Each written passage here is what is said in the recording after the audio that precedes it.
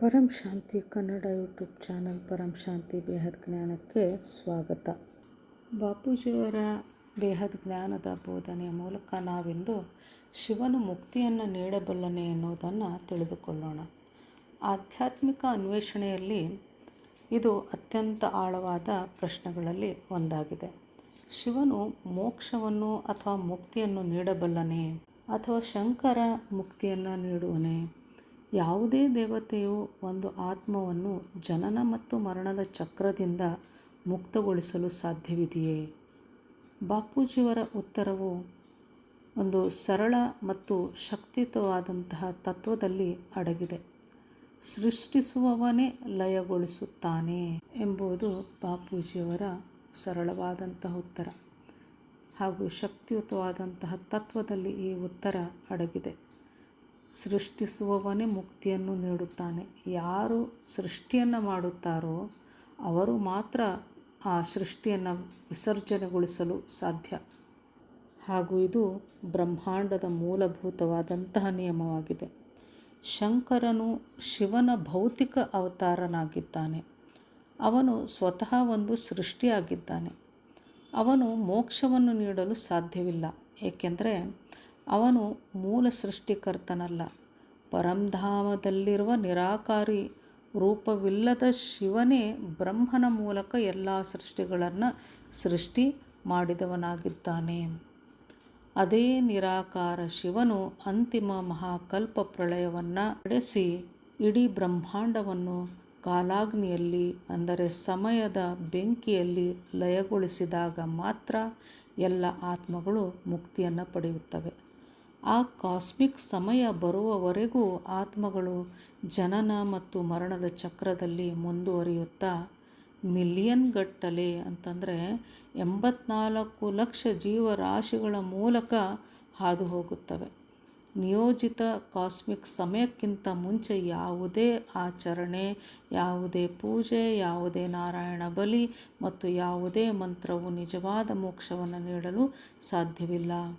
ಭೂಮಿಯ ಮೇಲಿರುವ ಆತ್ಮಗಳ ಸಂಖ್ಯೆ ಸುಮಾರು 8 ಬಿಲಿಯನ್ ಅಂದರೆ 800 ಕೋಟಿಯಾಗಿರುತ್ತದೆ.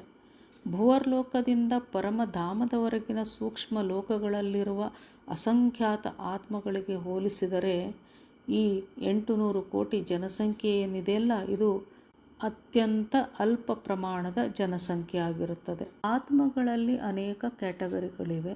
ಬಾಪೂಜಿಯವರ ಪ್ರಕಾರ ಇದನ್ನು ನಾವು ತಿಳಿದುಕೊಳ್ಳೋಣ. ಒಂದು ಪರಮಾತ್ಮ, ಇನ್ನೊಂದು ದೇವಾತ್ಮ ಹಾಗೂ ಆತ್ಮ ಮತ್ತು ಕೊನೆಯದಾಗಿ ಜೀವಾತ್ಮ. ಪರಮಾತ್ಮ ಅಂದರೆ ಸುಪ್ರೀಂ ಸೋಲ್, ಶಿವ ಅಥವಾ ಭಗವಾನ್ ಸೃಷ್ಟಿಕರ್ತ ಅಂತ ಹೇಳಬಹುದು. ಇನ್ನು ದೇವಾತ್ಮ ಅಂದರೆ 3 ಉನ್ನತ ತತ್ವಗಳಿಂದ ಆಕಾಶ, ವಾಯು ಹಾಗೂ ಅಗ್ನಿಯಿಂದ ಮಾಡಲ್ಪಟ್ಟಿರುವಂತಹ ಆತ್ಮ. ಇನ್ನು ಆತ್ಮ ಅಂತಂದಾಗ ಇದು ಮಾನವ ಆತ್ಮ. ಪರಮಾತ್ಮನ ಬಗ್ಗೆ ಜಾಗೃತಿ ಹೊಂದಿರುವಂತಹ ಆತ್ಮವನ್ನು ಆತ್ಮ ಅಂತ ಕರಿತೀವಿ. ಇನ್ನೊಂದು ಜೀವಾತ್ಮ ಅಂದರೆ ತಮ್ಮ ದೈವಿಕ ಮೂಲದ ಬಗ್ಗೆ ಅರಿವಿಲ್ಲದ ಅಜ್ಞಾನದಿಂದ ಬಂಧಿಸಲ್ಪಟ್ಟ ಮನುಷ್ಯರು ಮತ್ತು ಪ್ರಾಣಿಗಳು ಈ ಒಂದು ಜೀವಾತ್ಮ ವರ್ಗಕ್ಕೆ ಸೇರುತ್ತಾರೆ ಎಂದು ಬಾಪೂಜಿಯವರು ಹೇಳ್ತಾರೆ.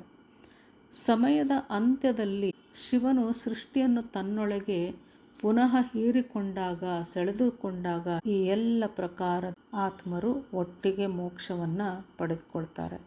ಮೋಕ್ಷ ಮತ್ತು ಮುಕ್ತಿ ಎರಡೂ ಒಂದೇ. ಆತ್ಮದ ವೈಯಕ್ತಿಕ ಅಸ್ತಿತ್ವದ ಸಂಪೂರ್ಣ ಲಯ ಅಥವಾ ಕರಗುವಿಕೆ ಇದು ಮೋಕ್ಷ. ಮುಕ್ತಿ ಅನ್ನುವುದು ಬ್ರಹ್ಮಾಂಡವು ಲಯಗೊಂಡಾಗ ಮಾತ್ರ ಸಂಭವಿಸುತ್ತದೆ. ಆತ್ಮದ ಸಮಯವು ಶಿವನ ಸಮಯಕ್ಕೆ ಬದ್ಧವಾಗಿದೆ ಮತ್ತು ಶಿವನ ಸಮಯವು ಕಾಸ್ಮಿಕ್ ಚಕ್ರಕ್ಕೆ ಬದ್ಧವಾಗಿದೆ. ಬಾಪೂಜಿಯವರು ಶಿವಯೋಗದ ಆಳವಾದ ರಹಸ್ಯವನ್ನು ವಿವರಿಸುತ್ತಾರೆ ಮತ್ತು ಅದರ ಆಚೆ ಇರುವಂತಹ ವಿಷಯವನ್ನು ಇಲ್ಲಿ ಸರಳವಾಗಿ ಹೇಳಿದ್ದಾರೆ.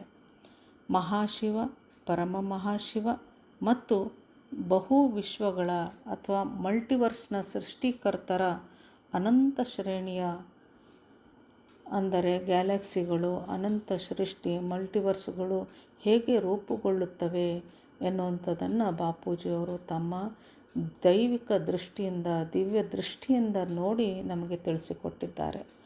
ಆತ್ಮಗಳು ಯೋಗ ಅಂತಂದರೆ ಧ್ಯಾನದ ಮೂಲಕ ಈ ಅತ್ಯುನ್ನತ ಆಯಾಮಗಳಲ್ಲಿ ಇರುವಂತಹ ಆತ್ಮರೊಂದಿಗೆ ಹೇಗೆ ಸಂಪರ್ಕ ಮಾಡಬಹುದು ಎಂಬ ಕಾಸ್ಮಿಕ್ ಸತ್ಯವನ್ನು ಅನಾವರಣಗೊಳಿಸುತ್ತಾರೆ. ಯೋಗ ಅಥವಾ ಧ್ಯಾನ ಅಂದರೆ ಸಂಪರ್ಕ, ಕನೆಕ್ಷನ್. ಇದರಂತೆ ಶಿವಯೋಗ ಅಂದರೆ ಸ್ಮರಣೆಯ ಮೂಲಕ ಆತ್ಮನನ್ನು, ಶಿವನನ್ನು ಸಂಪರ್ಕಿಸುವುದು ಎಂದರ್ಥ. ಅಂದರೆ ಅವನ ನಿರಾಕಾರ, ಆಕಾರಿ ಮತ್ತು ಸಾಕಾರಿ ರೂಪದಲ್ಲಿರುವಂತಹ ಶಿವನನ್ನು ಸಂಪರ್ಕ ಮಾಡುವುದು ಎಂದರ್ಥ. ಈ ಕಾಸ್ಮಿಕ್ ಶ್ರೇಣಿಯಲ್ಲಿನ ಪ್ರತಿಯೊಬ್ಬ ಉನ್ನತ ಜೀವಿಯು ಹೆಚ್ಚು ಸೂಕ್ಷ್ಮ ಮತ್ತು ಶಕ್ತಿಯುತವಾದ ದೈವಿಕ ತತ್ವಗಳನ್ನು ಹೊಂದಿರ್ತಾನೆ. ಶಿವನು ಪಂಚತತ್ವಗಳ ಅಂದರೆ 5 ತತ್ವಗಳ ಶಕ್ತಿಯನ್ನು ಹೊಂದಿದ್ದಾನೆ. ಮಹಾಶಿವ ಮಹಾಪರಮ ತತ್ವವನ್ನು ಹೊಂದಿದ್ದಾನೆ. ಇದರಿಂದ ಬಿಲಿಯನ್ ಗಟ್ಟಲೆ ಶಿವನನ್ನು ಮಹಾಶಿವ ಸೃಷ್ಟಿ ಮಾಡುತ್ತಾನೆ. ಪರಮ ಮಹಾಶಿವನು ಇಡೀ ಸೃಷ್ಟಿಯ ಆಚೆ ಇರುವಂತಹ ಸರ್ವೋಚ್ಚ ವಸ್ತುವಾದ ಪರಮ ಮಹಾತತ್ವವನ್ನು ಹೊಂದಿರುತ್ತಾನೆ. ಅವರ ಮೇಲೆ ಇರುವಂಥವನು ಪರಮ ಮಹಾಶಿವಂದಿರು. ಪ್ರತಿಯೊಬ್ಬರೂ ಇನ್ನೂ ಹೆಚ್ಚು ಶುದ್ಧವಾದ ದೈವಿಕ ತತ್ವಗಳಿಂದ ಕೂಡಿದ ಉನ್ನತ ಕಾಸ್ಮಿಕ್ ಆಯಾಮಗಳನ್ನು ಹೊಂದಿದ್ದಾರೆ. ಮಾನವ ಆತ್ಮಗಳು ಅವರೊಂದಿಗೆ ಸಂಪರ್ಕ ಸಾಧಿಸಬಹುದು, ಕನೆಕ್ಟ್ ಆಗಬಹುದು. ಆದರೆ ಇದು ಜ್ಞಾನವನ್ನು ತಿಳಿದುಕೊಳ್ಳುವುದರಿಂದ ಮತ್ತು ಆತ್ಮದ ಸಾಮರ್ಥ್ಯ ಅಥವಾ ಶಕ್ತಿಯ ಮೇಲೆ ಅವಲಂಬಿತವಾಗಿರುತ್ತದೆ. ಬಾಪೂಜಿಯವರು ಹೇಳ್ತಾರೆ, ನಿಜವಾದ ಮೋಕ್ಷವು ಅಂತಿಮ ಲಯದ ಸಮಯದಲ್ಲಿ ಮಾತ್ರ ಸಿಗುತ್ತದೆ.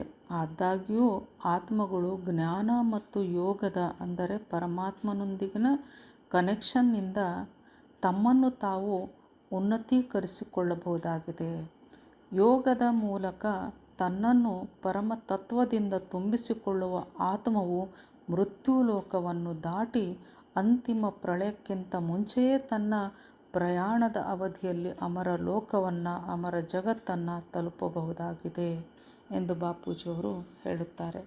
ಇದರ ಸಂಪೂರ್ಣ ವಿವರವನ್ನು ತಿಳಿದುಕೊಳ್ಳಲು 7 ಸೀಕ್ರೆಟ್ಸ್ ಆಫ್ ಶಿವ ಎನ್ನುವಂತಹ ಬಾಪೂಜಿಯವರ ವಿಡಿಯೋವನ್ನು ನೋಡಿ ವಿಸ್ತಾರವಾಗಿ ತಿಳಿದುಕೊಳ್ಳಿ. ಬಾಪೂಜಿ ದಶರಥ್ ಭಾಯ್ ಪಟೇಲ್ ಹಿಂದಿ ಚಾನಲ್ನಲ್ಲಿ ಈಗಾಗಲೇ 1,75,00,000ಕ್ಕೂ ಹೆಚ್ಚು ಜನ ಸಬ್ಸ್ಕ್ರೈಬ್ ಮಾಡಿರುತ್ತಾರೆ. ಹಿಂದೆ ಈ ಚಾನಲ್ಗೆ ಬನ್ನಿ ಹಾಗೂ ಇವರ ಬಹಳಷ್ಟು ವಿಡಿಯೋಗಳು ಕನ್ನಡ ಪರಂ ಶಾಂತಿ ಬೇಹದ್ ಜ್ಞಾನದಲ್ಲಿಯೂ ಸಹ ತಮಗೆ ಲಭ್ಯವಿರುತ್ತದೆ ಎಂದು ತಿಳಿಸಲು ಹರ್ಷಿಸುತ್ತೇನೆ. ಪರಂ ಶಾಂತಿ. क्या है अस्तित्व का अंतिम सत्य? किसने खोला अनंत ज्ञान का द्वार? 2026 में होगा रहस्य का उद्घाटन. परम शांति, अंतिम परम सत्य. बापूजी दशरथ भाई पटेल के जीवन पर आधारित आध्यात्मिक जीवनी जलरा रही है. जुड़े रहिए. परम शांति सोचो, बोलो परम शांति. Join us daily for our morning live meditation, Monday to Saturday, 5:30 to 6:30 a.m. Join us daily for live meditation, 10 p.m. to 11 p.m. on YouTube Live. Subscribe now. Website www.paramshanti.org. Email us anant@paramshanti.org. Like, share, subscribe. Join today. बेहद की